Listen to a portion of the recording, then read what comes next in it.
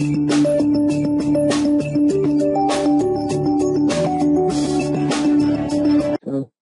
we're now going to move to our final presentation before break, and we're pleased to welcome to the stage Aldec.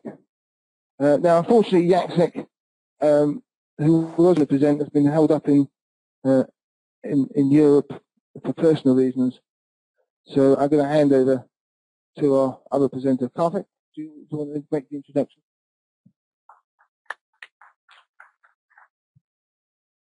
Yeah, hello. And today we have Ravi from Aldec who will be making a presentation.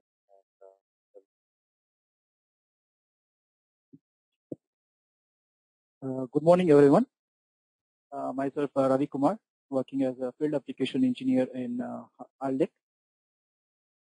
So, I'm responsible for hardware-assisted verification, such as acceleration and emulation. So today we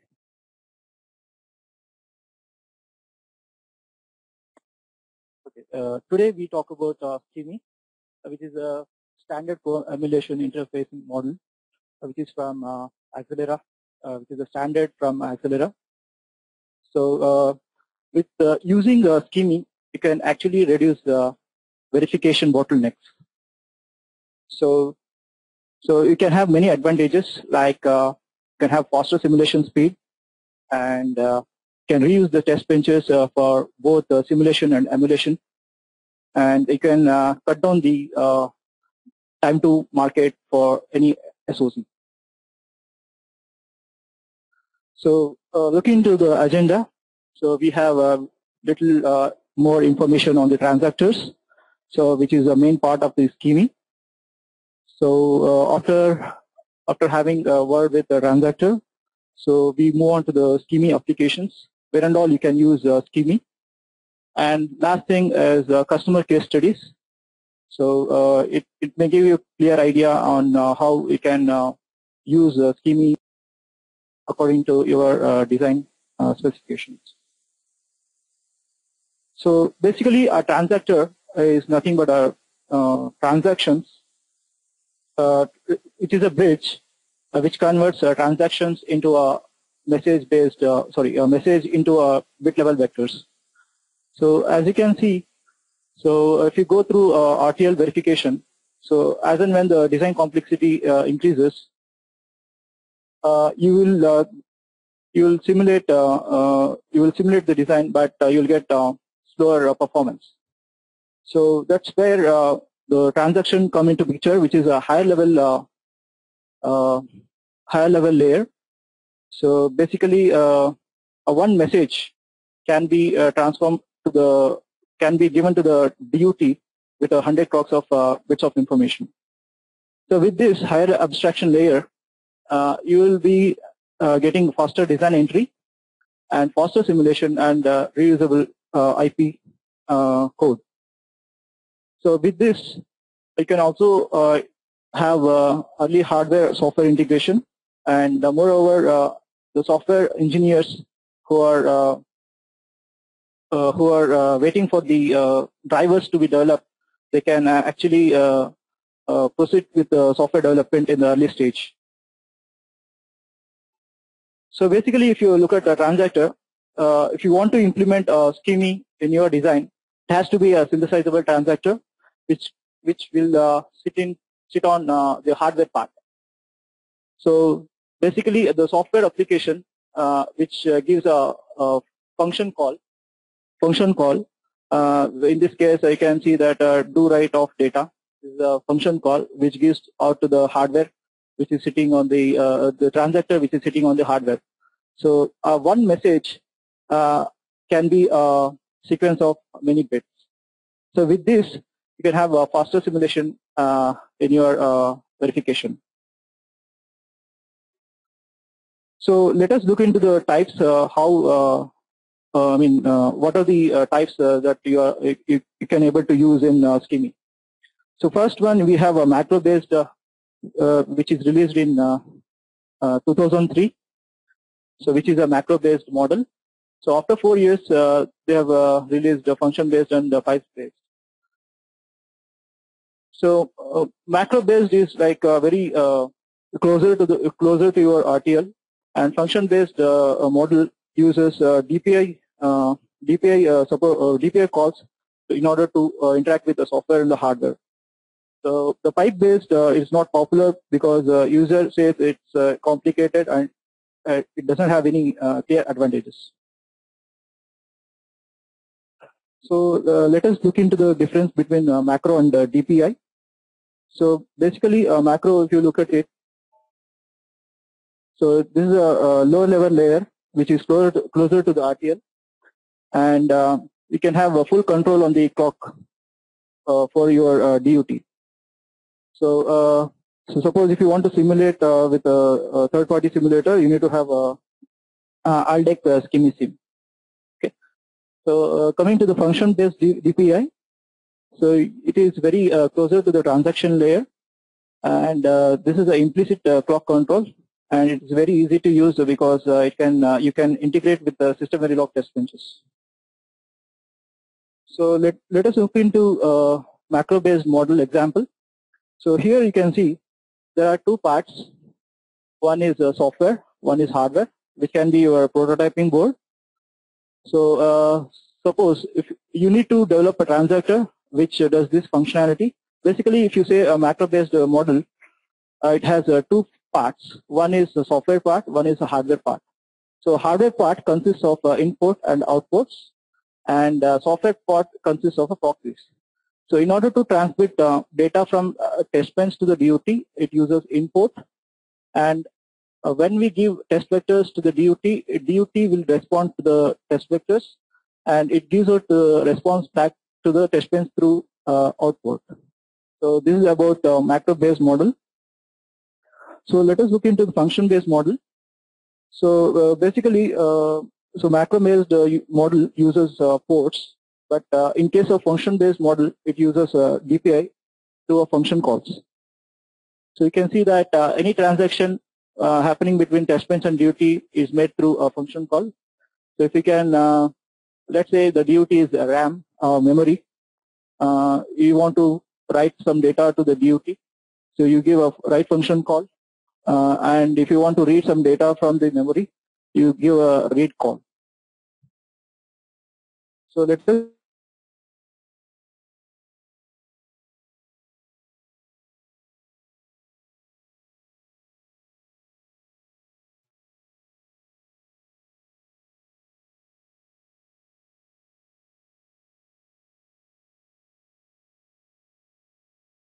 test bench, which you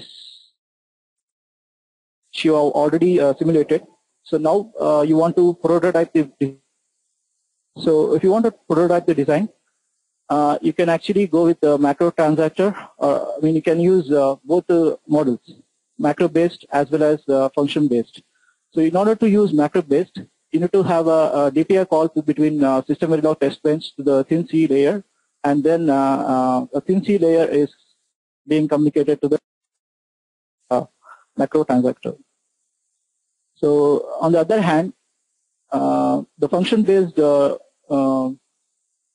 DPM model uses DPI on both sides, from the test bench to the thin C layer and thin C layer to the DUT.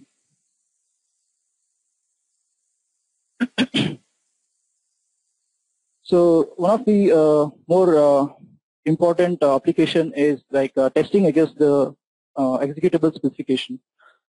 So if you look at a complex algorithm, so which you already have it in C, C++ or System C model. So now you have developed a RTL model. So now you want to check whether executable specification is matching with the hardware. I mean the DUT which is sitting on the hardware. So what you do is you try the same stimulus to both executable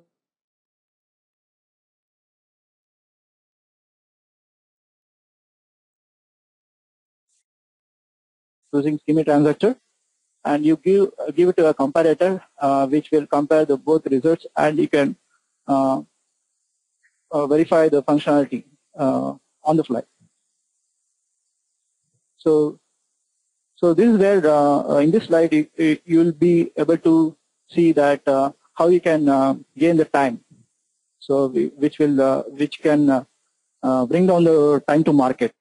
So for any SoC, time to market is very important.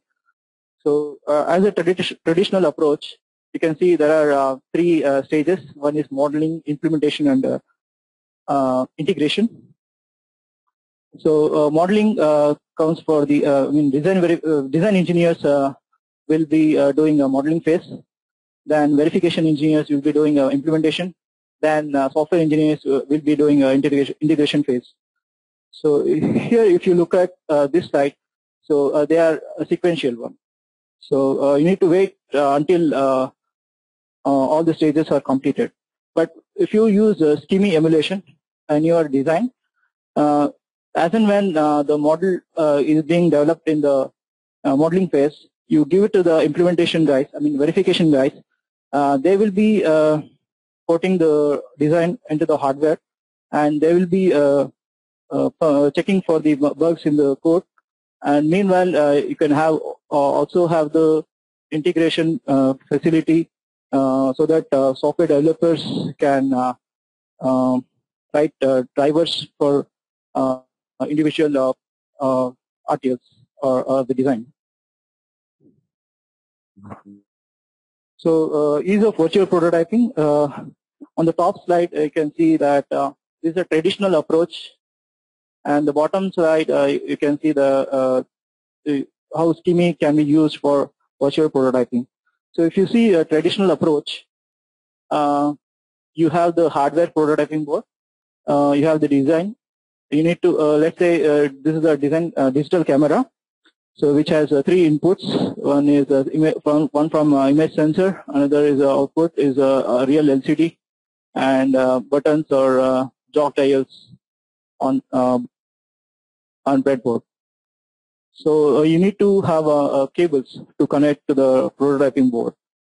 So if you use a virtual prototyping, so what you do is you create a virtual applications for all of these input and outputs.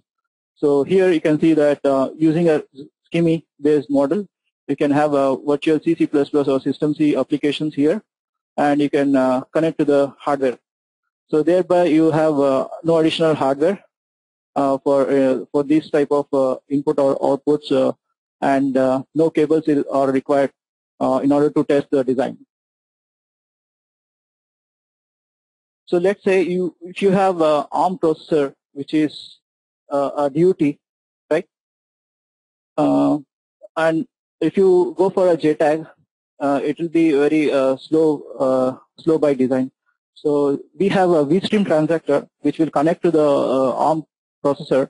It is basically meant for connecting to the processor so that you can have control on the processor, saying you can have breakpoints or stepping or stopping on the execution flow of the processor. So basically, the software and hardware is linked through PCIe communication.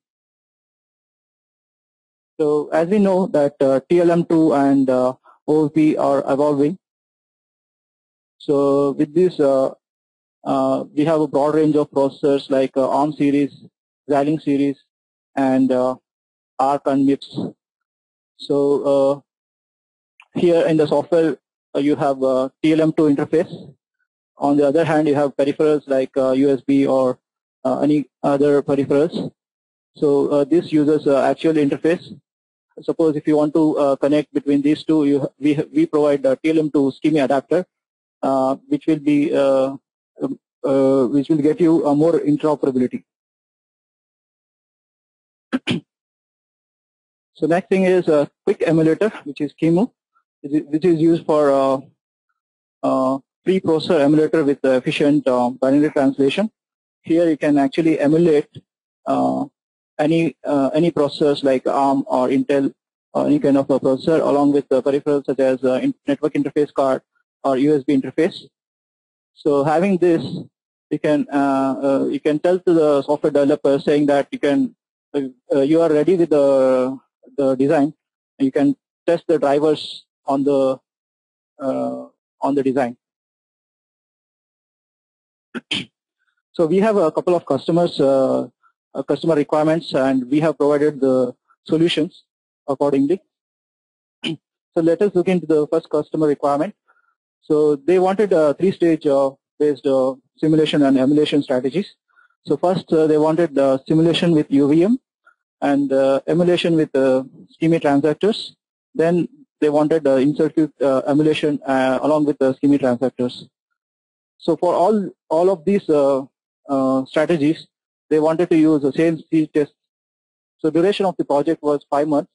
So we are using L7 with Vertex 7 chips.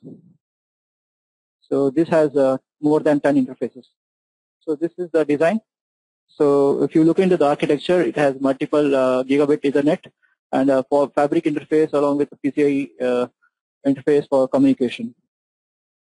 So this design is a multi-core design which has 32-bit processors.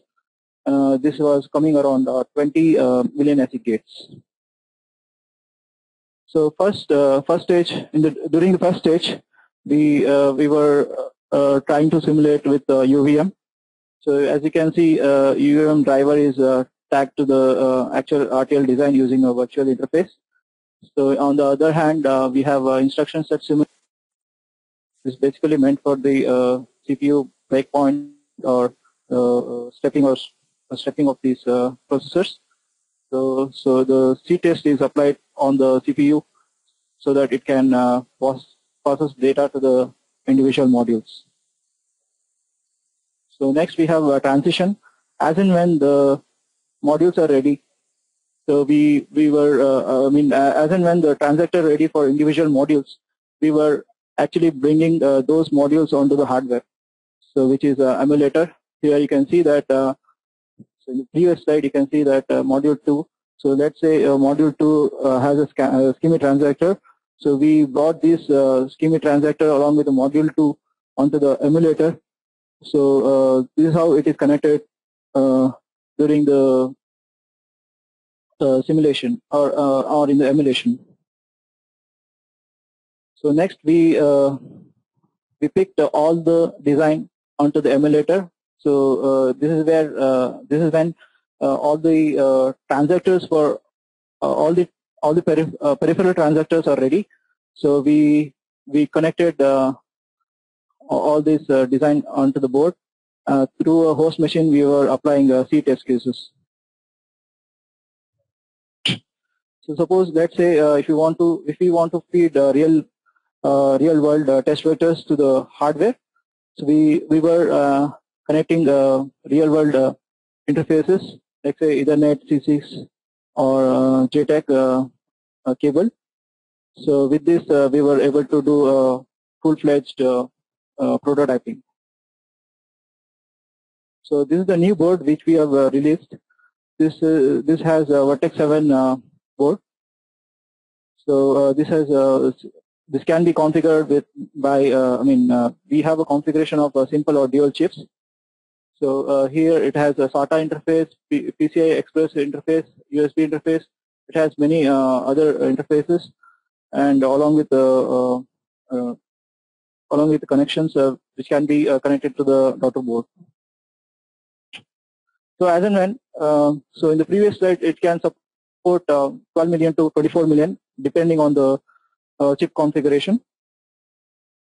So here you can see as and when if the user wants the more design complexity, so we have a backplane board which consists of 4 Vertex H7 series board, which can be stacked on the backplane board. So you can get up to 96 million gates. So this is a customer B requirements. They wanted to use a full-fledged emulation, and so they were having third-party prototyping boards. So this is a block diagram of the system on chip which they were using. This is actually they were using dual-core ARM processors. So they wanted to check the peripheral interaction with the processors. So this design is having 30 million ASIC gates. So in the initial phase, we connected. So this part, which is shown in the blue, was an emulator. On the other hand, you can see the system C test bench, which is sitting on the host machine. We were running the system C test bench to the emulator, and we were seeing the functional results. So on the top, you can see JTAG is connected to the ARM processors to control the execution of the processor. So later, we removed the JTAG cable, and we connected the JTAG transactor in order to have a full visibility on the processor through Eclipse or GDB.